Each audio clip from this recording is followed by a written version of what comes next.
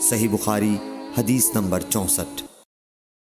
رسول اللہ صلی اللہ علیہ وسلم نے ایک شخص کو اپنا ایک خط دے کر بھیجا اور اسے یہ حکم دیا کہ اسے حاکم بحرین کے پاس لے جائے۔ بحرین کے حاکم نے وہ خط کسریٰ شاہ ایران کے پاس بھیج دیا۔ جس وقت اس نے وہ خط پڑھا تو چاک کر ڈالا۔